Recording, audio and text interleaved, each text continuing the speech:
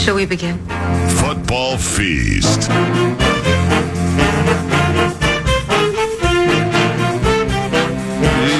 Good stuff.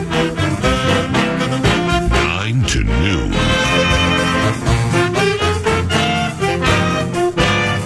Big boy's back! Vikings. Amen, brother! You lucky suckers. You want to change the conversation, win some games. You think it's funny? The Duke is on fire!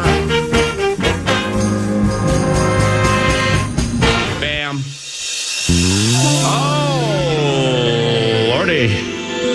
Rise and shine at 9, Rube Nation. This is the Friday football.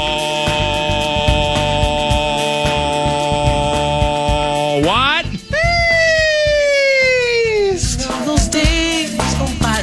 It's the Friday football forechecking, fastball, and front court feast. Man, we got it all today. And we enjoy feasting. I'm Paul Allen, Nordo by my side. And it's time to feast. Just like the Wild did last night on the Champs. Nosik and Erickson on the draw. It's one back by the Panthers in the dying seconds of regulation. Faber keeps it on a failed clear through the high slot. A wrister. Terrace off the same rebound. They score! With 3.8 seconds left. The Wild have pulled in front. Joel Erickson jammed home the rebound. It's 3-2 Minnesota. There's some inside hockey stuff that took place with that game last night. Thank you, St. Paul. There's some inside hockey stuff that took place with that game last night. Russo Radio, about 9:20. Russo Radio, segment number 2, as the Friday football feast rolls on. Thank you, St. Paul. Saw it on the social media machine. Saw it live. Didn't pick it up. Casual hockey mind. Saw it on the social media machine right before Joel Erickson scored the game winner with like 4.4 seconds to go in the game. Sources tell yours truly that is the latest in a game the Minnesota Wild have won a game in either quite some time, forever, or X amount of years. Wow. That's not the inside hockey bit. The inside hockey bit is before the face-off to the right of the overmatched goaltender wearing the colors of the back-to-back champs. Husey and Faber switched spots. What? Above average. Fabes was right, Husey was left, and then they talked, and Husey went to the right, and Fabes went to the left. And the Wild won the draw, and Faber ended up with the puck, snapped one in there, rebound, Erickson score, Wild win. But there was some inside hockey chicanery with like next level IQ movement between Husey and Fabes, and Russo Radio is going to be on the scene to explain the entire thing. Thank goodness for that. By the way, we have a developing story in the world of the National Hockey League, ladies and gentlemen. It's a developing story in the Western Conference that bears following. The Dallas Stars have lost 4 consecutive, and the Minnesota Wild have gotten healthy. The Wild have 9 to play, the Stars 10. And the teams meet a week from Thursday down Big D way. Now, the developing story is the Stars can't win. We got all our guys back. We got the gang back. And we're just 3 points behind said Stars for second in the Western Conference. There we go, Paul! We got 10 to go, and they got 9 to go, or vice versa. No, we got 9 to go. They got 10 to go. And they can't win, and they can't score, and that's pretty cool. So why is beating, tying, and passing them so tantamount? And it's not a puncher's chance, but it certainly is not favored. But nevertheless, why is beating, tying, and passing the Dallas Stars so tantamount? It provides you home ice in the first round and the ever-important last change. I always love that one. We're the first to get the last change. Last change, home ice.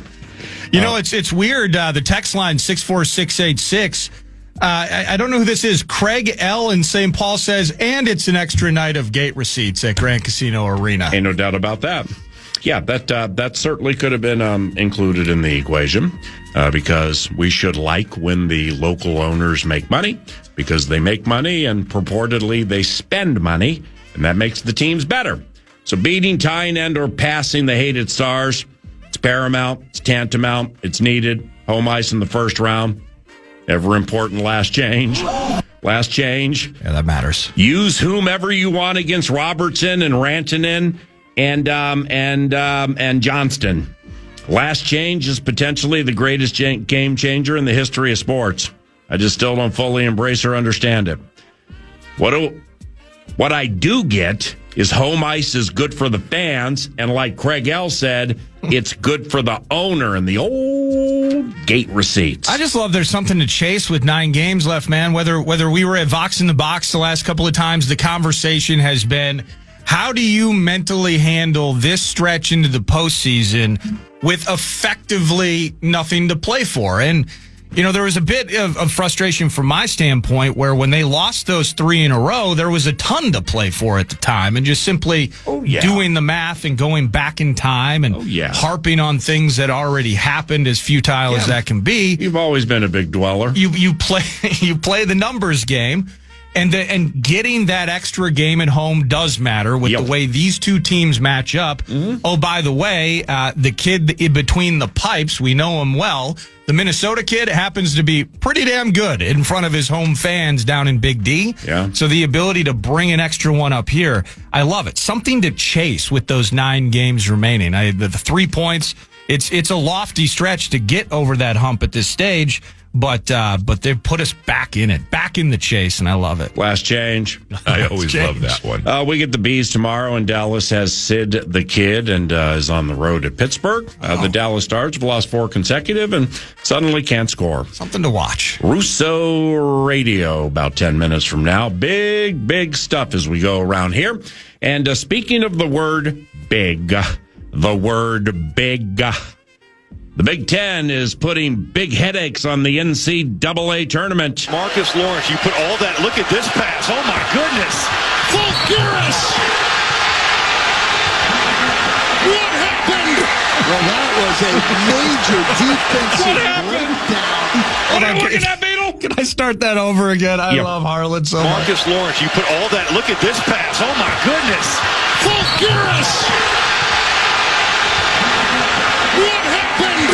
Well, that was a major defensive breakdown. Man, it was the NCAA tournament last year or the year before, and it was a spine tingler, and there was some elite defensive play very, very late in the game, down by the baseline, adjacent to the basket, and Harlan blurted something along the lines of, "He has him in a straitjacket." I always love that one. Let me play the end of this because these games last night so good, and we'll talk about the other ones, including the Big and the Big Ten. Yep. But here, how about the analyst identifying a massive L for the opposing team to Iowa? How about the vision there? Butengel trying to get back in the play. Wait a minute. I think Nebraska only had 4 defenders on the floor. Come on.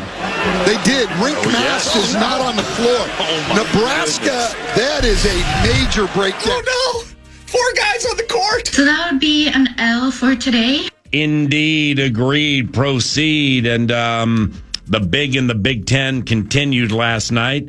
There's a Big in the Big Ten putting big headaches and big amounts of anxiety on adversaries. You had Iowa in a civil war against a fellow Big Ten team, Nebraska. Oh, and you also had these guys. Smith working against Weaver, dribbles right, puts up a runner right of the lane, banks it off, tip by Kaufman. Red is good! 0.7 to go! 79-77 Purdue. 79-77 Purdue. Big Ten, big headaches. And that includes Wobbles Illini. Back rim, no fight for it. Offensive rebound, Stojakovic. In the paint, kicks out to Davis, fakes a 3, 1 bounce, he'll pull, and hits. Illinois has a 10-point lead in Houston. The Michigan schools have at it today, and after they win, 5 of the 8 who allegedly are elite will comprise the final 8 in search of the super special slipper, the gold, the old Texas T, college basketball immortality. It's all about good decisions. A lot of it has to do with good decisions, but that's not necessarily in all of the games. And here's what we mean, to wit. You just heard the name Trey Kaufman-Renn. Trey Kaufman-Renn. He led the Boilers in scoring. And despite having an awesome season last year and probably getting peppered to leave and play elsewhere for some purported blue bloods, because that's the ever-present current vibe in college sports, my man's a fourth-year player at Purdue. Cupping and claps for the loyalty and for staying, because it might pay off. What that means is, like with Trey Kaufman-Renn. Trey Kaufman-Renn. What that means is little Larry from Lafayette, who wants to be the next Trey Kaufman-Renn, can secure a game-worn jersey in middle school and still root for his favorite player wearing his favorite colors 4 years later. Here's to loyalty and an excellent decision by this young man to dedicate himself to those colors and cohesiveness with his dogs. The Iowa-Nebraska game wasn't a Sweet 16 contest. It had some identity crisis to it. Iowa's best player is Bennett Sturtz, who went from D2 Northwest Missouri State. Then he went to Drake. Then he ended up in Iowa. Bryce Sanford is Nebraska's best player. And he played for the Hawkeyes just last year. He was a Hawkeye last year, but opted to leave for the greener pastures of Lincoln. You know, the rolling hills that don't exist in the flatland of Nebraska, where you can stand on a rock and see for 500 miles. But we digress. That decision can't feel that great right now for my man, given his dogs from days gone by just bounced him from one shining moment. That decision perhaps wasn't the greatest, but Iowa replaced him with a transferring Sturtz. It was Drake who took that L, and the free agency folly of college sports continues to churn. Is that enough in just a short tournament fashion of wetting your palate in terms of the idea that Cinderellas and the underdogs can still potentially thrive? Because that's really been, last year all 4 number 1 seeds make the Final Four. And this time around you're watching in Iowa. Mm-hmm. And you mentioned NIL and, I remember NC State a couple years ago, they made it, I believe, to the Final Four as like a 10 or an 11 seed. And the entire squad was NIL transfers. It all came together. It was like a bunch of 22 and 23-year-olds handling business and kind of the frustration around NIL and the transfer portal itself. But where it was almost just, it felt chalky. Florida obviously is going to find their way through this regional. They get bounced by the Hawkeyes. And you see what Iowa's, and with a very good chance to beat Illinois and advance to the Final Four. Does that whet your palate to the idea that there's still some magic in late March with this tourney, or is it still the resignation that in the end, that big timer for VCU is going to end up playing for the Illini that beat them in the tournament last week? You know what I mean? Yeah. The answer would be niet, because the days of the deep seeds, the Mid-America deep seeds, the Shaka Smart bit, the 9, the 10s, the 11s, the 12s and stuff, winning. I don't think those days will ever happen again. So maybe the newfangled vibe with that in the free agency folly that is college sports is if like a 4 or a 5 is able to advance to the Final Four. Yeah. That's like your new age 10, 11, or 12. The Iowa-Nebraska game with that identity crisis, that Huskers loss, Nordo mentioned it earlier. Actually, the analyst did when we heard that Kevin Harlan call.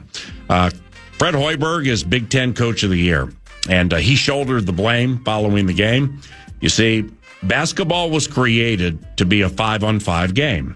Yet, in a key moment late, one that led to a massive Iowa layup, the Huskers attacked it with 4 guys on the court. They only have 4 guys on the court.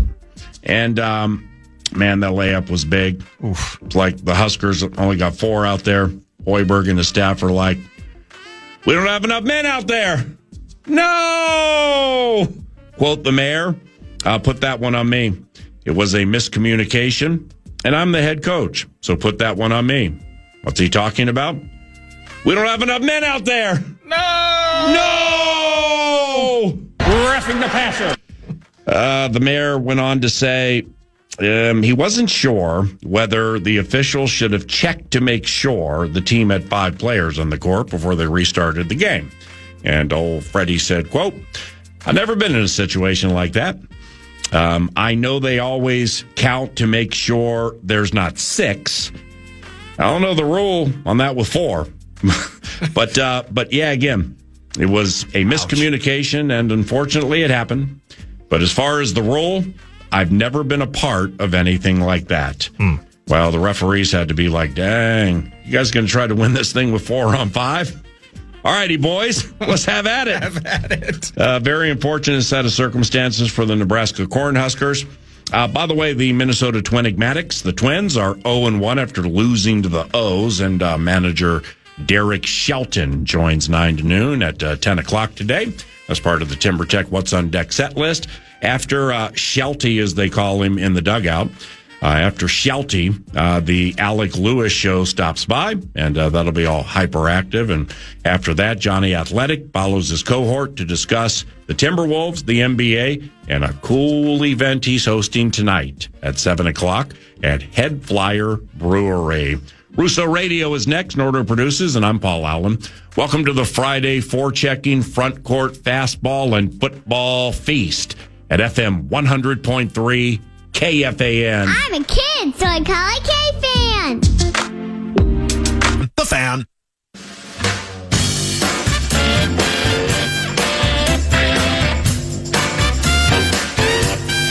Russo. Hardcore Radio.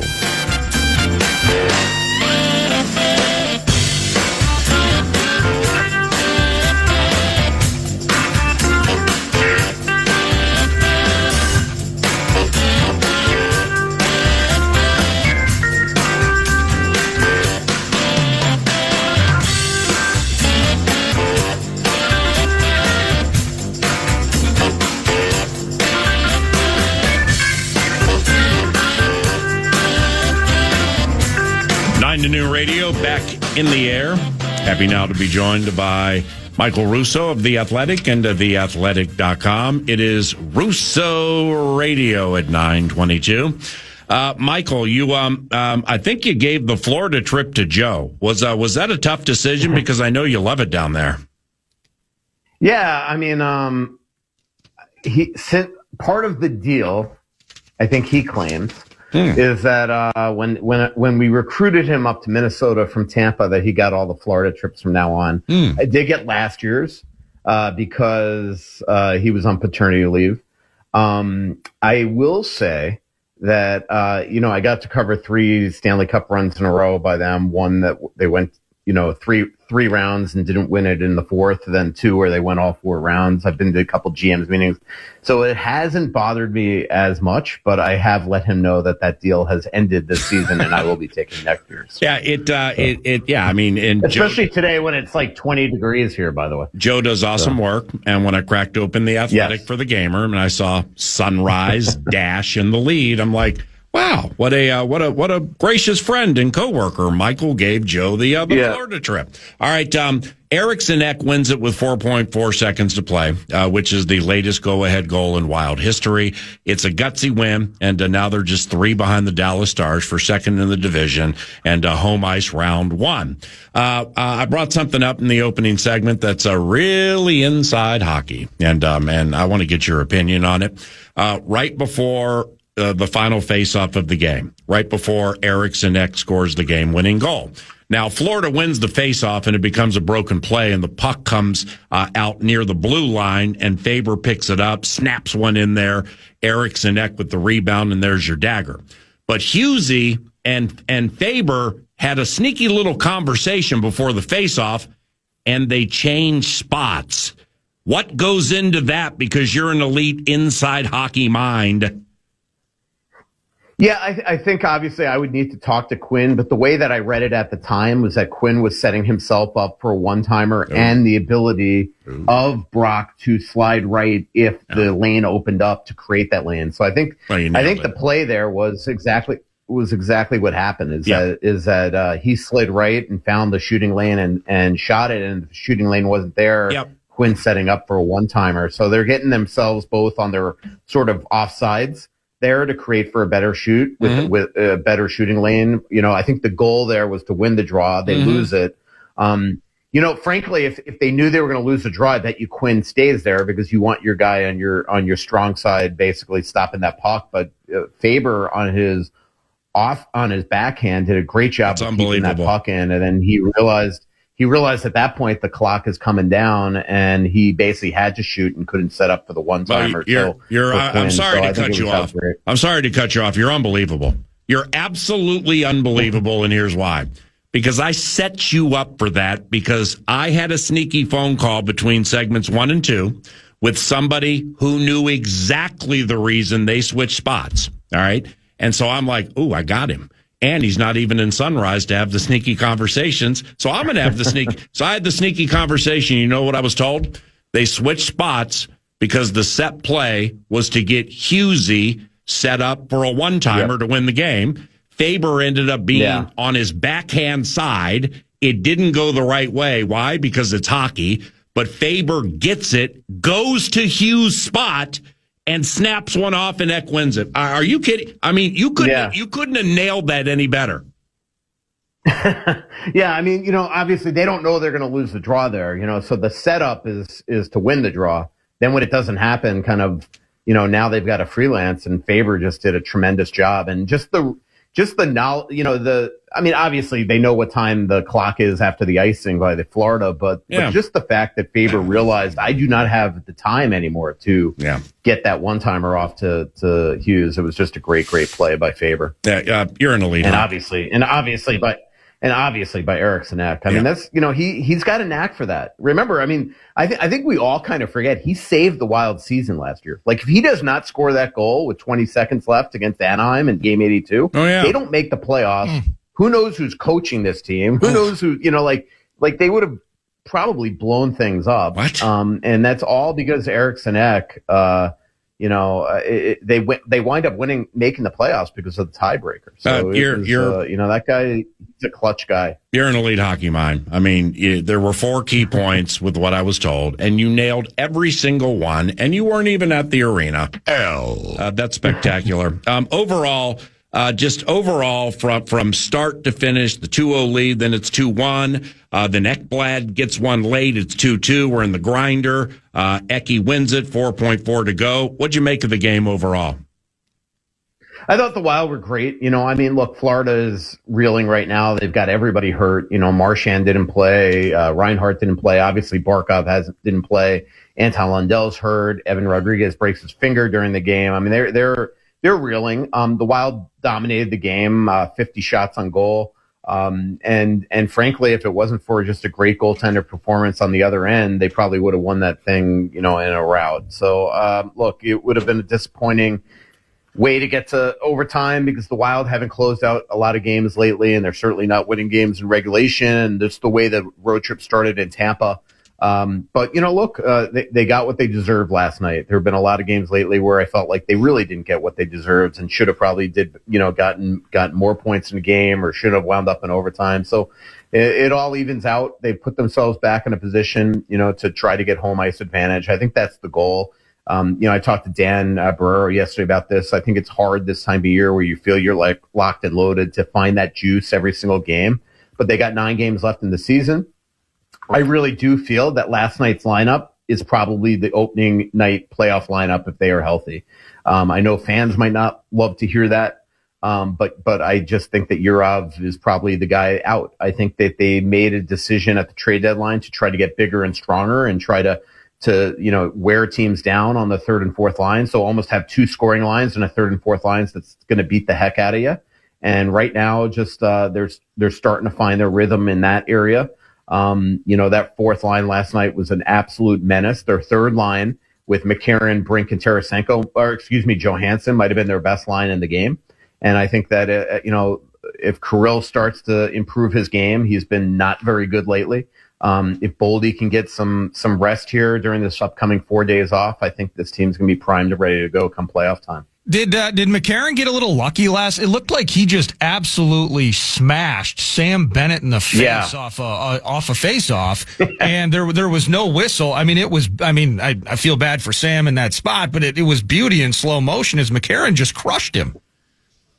Yeah, I mean, Sam Bennett's done that a lot to other people over the years, so it's just kind of karma evening out here. But no, yeah, I mean, absolutely a missed call there by the referees.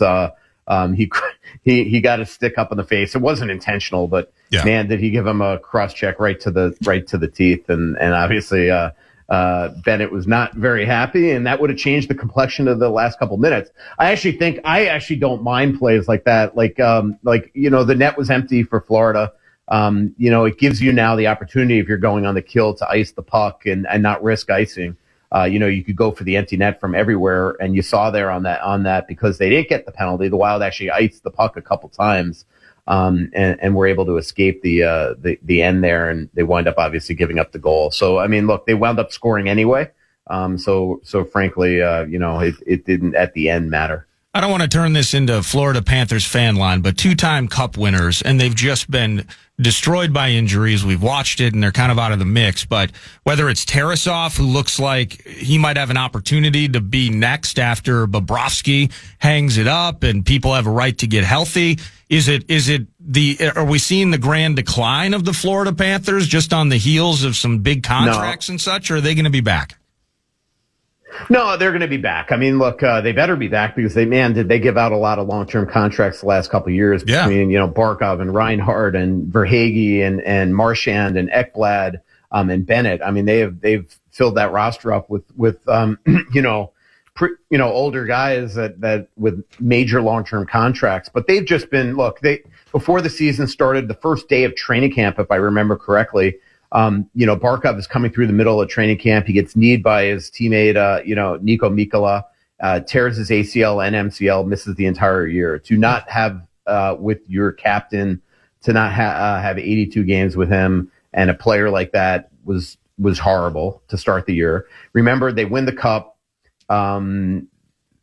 They were nice enough to let, Matthew Tkachuk, he got married. He had his month with the cup. All that stuff. Then they decided to go under the knife there. So he misses half the season.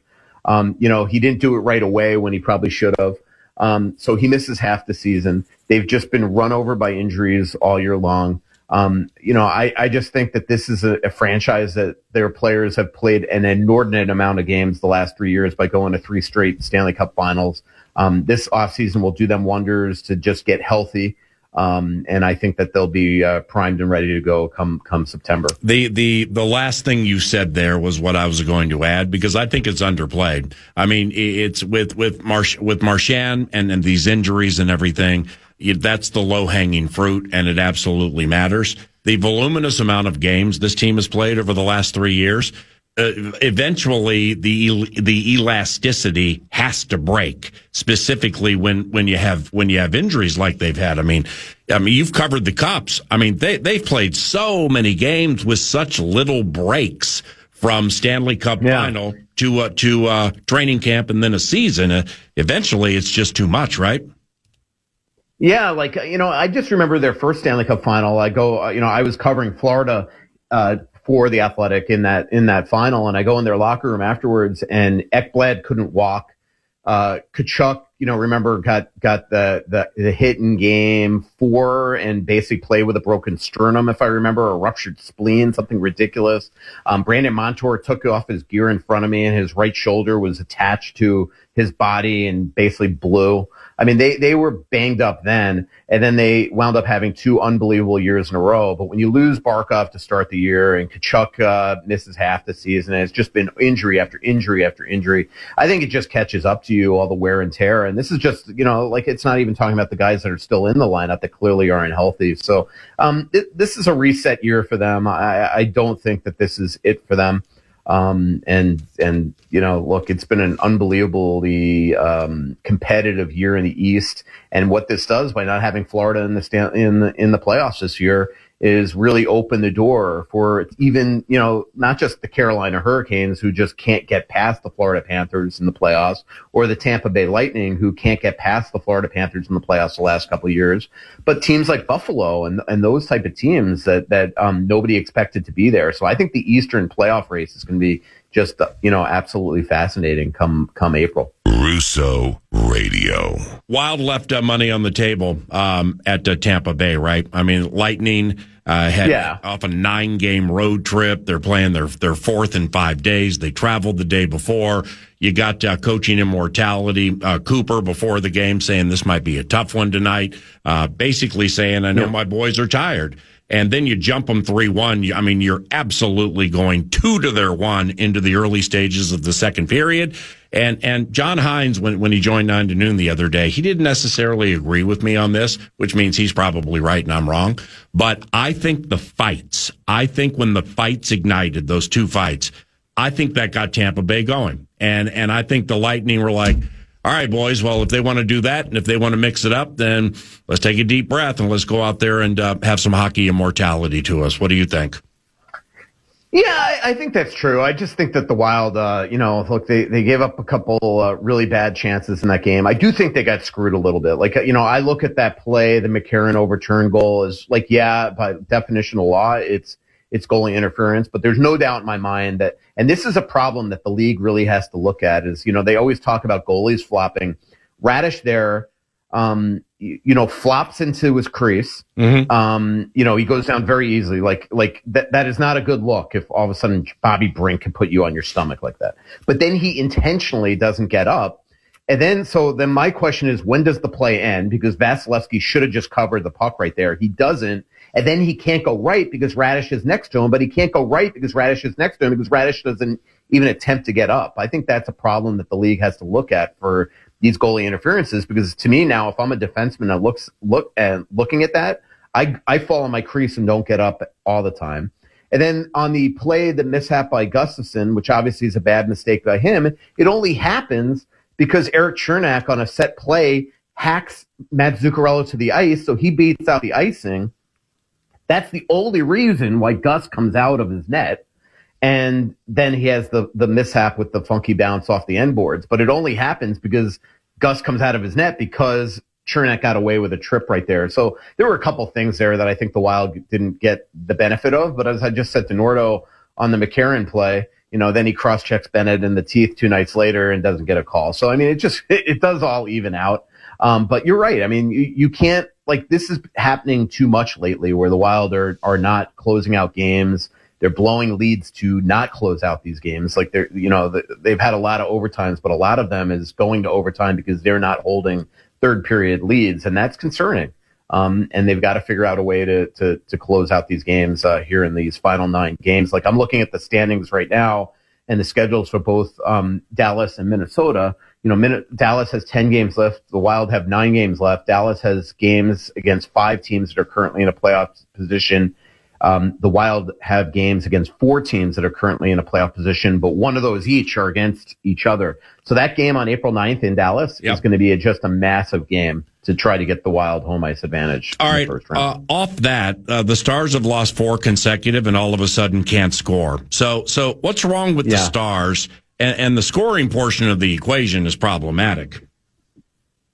Yeah, I think they are exhausted. I think this schedule has been just beyond belief for a lot of teams right now. And I'm telling you, I was listening to Glenn Gullison the other day, and he was bemoaning the fact of how tired his team looks. And they didn't have nearly as many Olympians as the Wild do. And that's why I was telling Dan this yesterday, like the Wild have Sunday to Thursday off this week. So they don't play Sunday, Monday, Tuesday, Wednesday, 4 days off. The only team in the league that's like that is Utah. So while the Wild are off, Dallas continues to play back-to-back games, a third and 4 nights. I think these 4 days off for the Wild are just going to absolutely do them wonders. It's certainly going to do guys like Quinn Hughes and Matt Boldy wonders, and probably Kirill.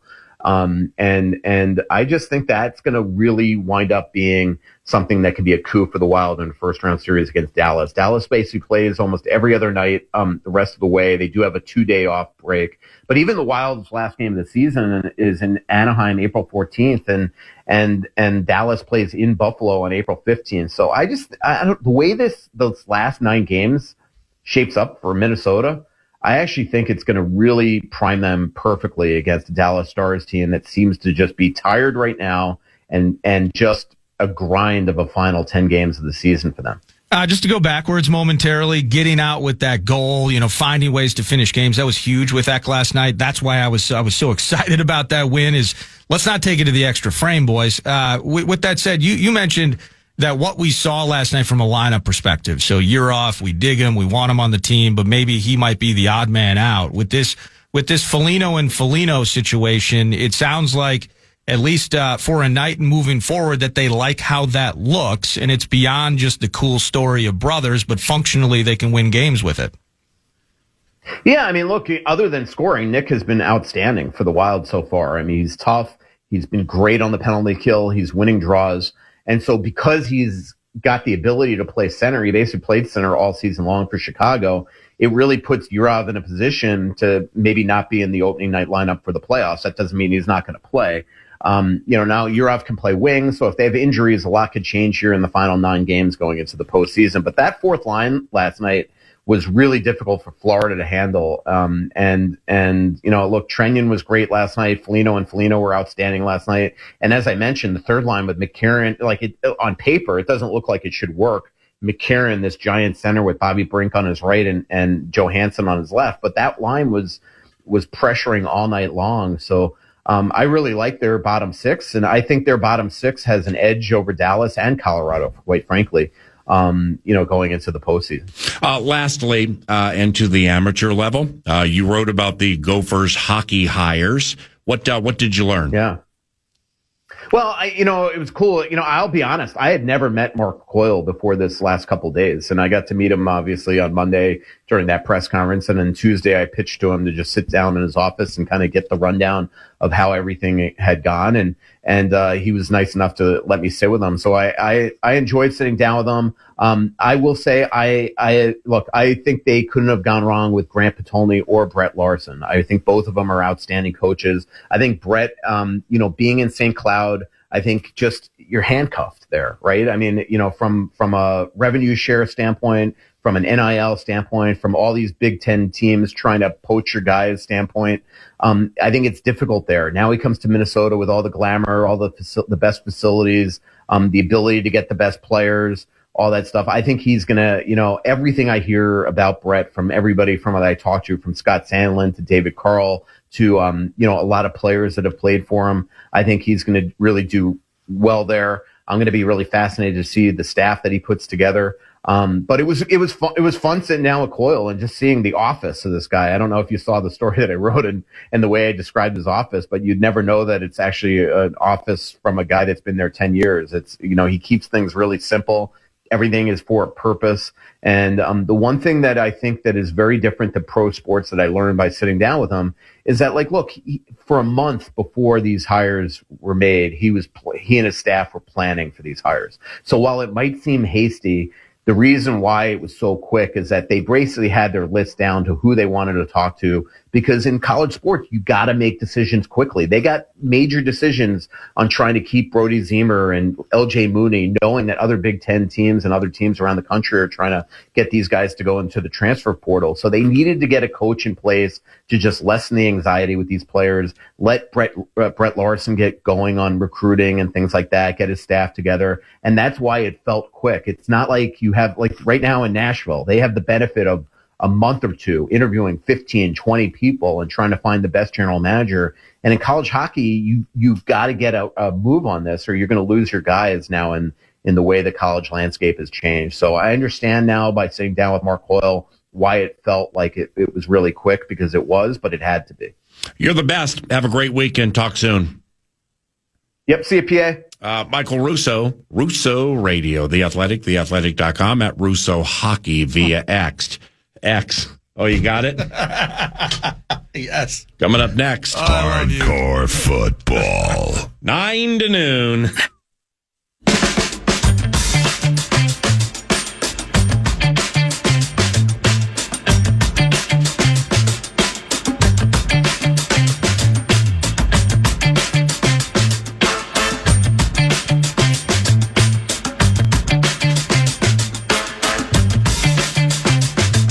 Welcome back, 9 to noon. Excited to chat with Twins manager Derek Shelton right around the corner. Yeah, that's cool, man. That's really cool you arranged that. Twins lost yesterday. They chilled today, but they're still in Baltimore over the weekend. Well, I really, really like this manager. And I know tongue in cheek and what's stacked up against this team moving forward and all that stuff. Mm-hmm. He's just a guy I root for. He's a guy that I root for.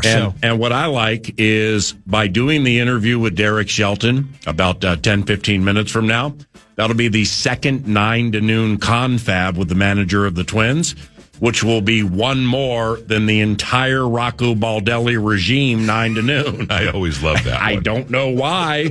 Maybe it was me. Maybe it was everybody else. I don't know. But 2 interviews with Skipper within like a month and a half. That's good news. Absolutely. Good news. Good news as well. Less than a month from the NFL draft. And I'm just so fascinated by this. And, I want to start by saying this is not an indictment of this guy's opinions or how he comport. Like, I love Dan Orlovsky, but I don't know if you've been following it this week, PA.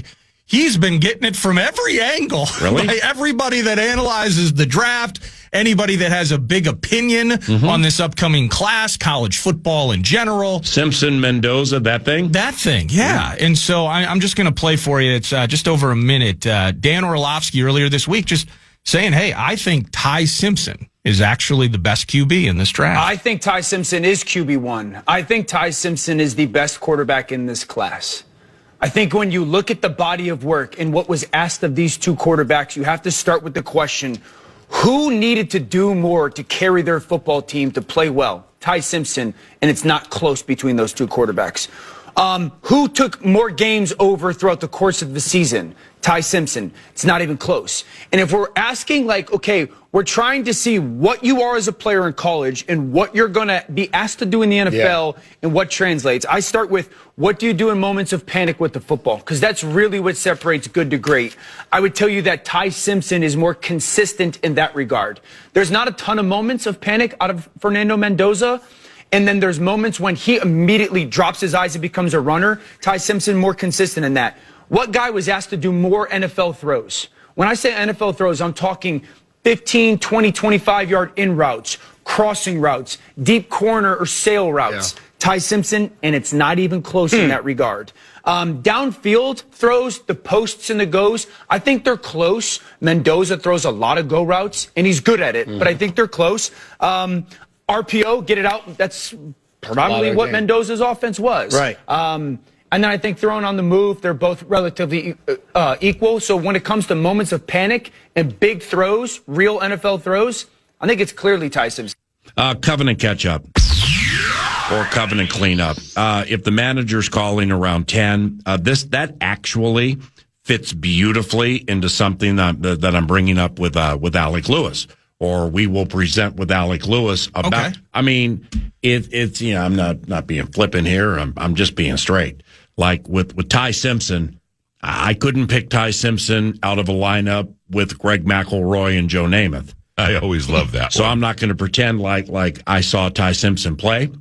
Sports fans, a lot of them saw Mendoza play. Absolutely. Because of how far that kid went. And then I told you last week, is like when I walked by him in the hallway at the Indiana Convention Center, well, I knew it was him because I could tell by his face. I had no idea how stout and stacked and big he was. And he reminds me of Ben Roethlisberger. It's like massive. That's what he looked like. Yeah. So depending on timing, I mean, it's completely up to you, but that fits beautifully with some stuff with YA. Yeah, it does. And just so you know, Pierre, I wasn't taking this down the road of I haven't watched all of Ty Simpson's film. What was really interesting to me, though, is, this time of year, and as we ramp up to the draft show, we're going to pick those guys that we really like. And, Vikings pick at 18. Okay, well, here's somebody I think at pick 49, et cetera. We're going to, at one point, for instance, I was excited to see this guy. With the seventh selection in the 2005 NFL Draft, the Minnesota Vikings select Troy Williamson, wide receiver. I mean, you were 5 years old when he was drafted. Well, 20-year-old Nordo was excited to see what Troy Williamson could do and if he could actually replace what Randy Moss did. At one point, I just as a rube in 2012, I preferred RG3 and what I felt he could do athletically to what Andrew Luck could do. You know, those sorts of things. So you have these opinions, and year to year to year, and especially considering, you know, we do 3 hours of radio 5 days a week. You know, we joke about preposterous statements here, and we got to do covenant cleanups and all of those things, and maybe we're right, and we shoot from the proverbial lip on a day-to-day basis. It's been fascinating to me to watch Orlovsky taking the arrows that he's been taking, where it's not just, hey, Mendoza, everybody, you know, the Daniel Jeremiahs of the world, and everyone has pegged Mendoza as the top quarterback selection. It's now like your character is at stake, Dan. You're the agents who represent Mendoza and represent you. There we go. Maybe there's some sort of connection to it. So it's gone beyond just, is it a good or a bad opinion? It's gone beyond even, maybe he's just intentionally being a contrarian. It's your integrity and character are on the line over an opinion on a QB into the draft. I've just been fascinated. In the age of rage, there are a voluminous amount of people who, when this happens, okay, now, I mean, let's just be square with the whole thing. Dan Orlovsky is one of the most vibrant, popular, accurate football analysts on TV. I like the guy a lot. Yeah. Right. I mean, he's as well revered for what he's not a newsbreaker. He's a film watcher, and he's as well respected as anybody in the game.